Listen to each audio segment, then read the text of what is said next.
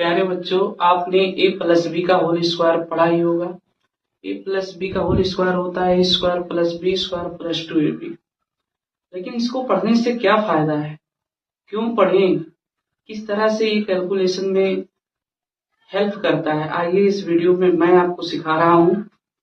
a plus B के whole square पर based है। जैसे आपसे कुछ पूछ ले 13 का स्क्वायर कितना होता है, यानी 13 का 13 में गुणा करना है तो कितना आएगा, बहुत कम समय में इसके हेल्प से बता सकते हैं।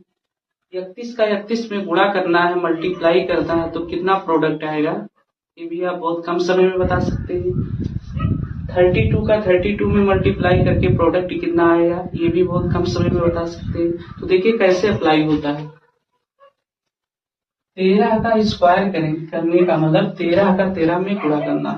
तो देखिए पहले वाले का स्क्वायर करेंगे, यहाँ 3 है, इस 3 का स्क्वायर 3 3 9। फिर क्या करेंगे, सबका आपस में गुणा, यानी 1 का 3 में और फिर 2 का, ये जो 1 3 2 ये लिखा हो सबका आपस में गुणा कर लीजिए। 1 3 3 और 3 दूना 6, ये हो गया। फिर जो बचा हुआ ये लाइन जो गया है इसका भी स्क्वायर करेंगे, यानी इसी का इसी में 1 का 1 में गुणा करेंगे, एक आएगा 169। यानी यहाँ क्या अप्लाई हुआ, पहले का स्क्वायर किए मानी a स्क्वायर हो गया, फिर 2ab 2 का a में 1 में गुणा और 3 में आपस में, तो ये 2ab अप्लाई हो गया। फिर इसके बाद में आप लास्ट वाले का जो अंक दिया उसका भी स्क्वायर किया, मतलब a का स्क्वायर किए तो कितना आया, 1 आया, यानी b का भी स्क्वायर हो गया। तो कहीं ना कहीं इस सूत्र का इस्तेमाल इस ट्रिक में हो रहा है। चलिए अगर नहीं समझ पाए हैं तो इस दूसरे एग्जांपल में समझिए।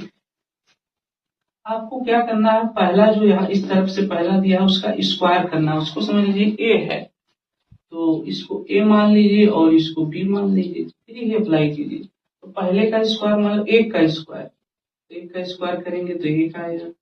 फिर 2ab 2 का 3 में गुणा, इन दोनों का आपस में, 2 का 3 में 2 तिया 6 और 6 का 1 में, या ऐसे भी कर सकते हैं 3 का 1 में और फिर इसी का 2 में, इन तीनों का आपस में टकराव करना है, गुणा करना है। 3 1 3 3 गुना 6, तो ये 6 हो जाएगा। और फिर क्या करेंगे, ये हो गया पहले वाले का स्क्वायर, 2ab भी सॉल्व हो गया। अब b स्क्वायर यानी कि जो ये दिया हुआ 3 का स्क्वायर करेंगे, 3 3 9, 3 का 3 में गुणा करने का। अब तीसरे वाले एग्जाम्पल से समझिए। देखिए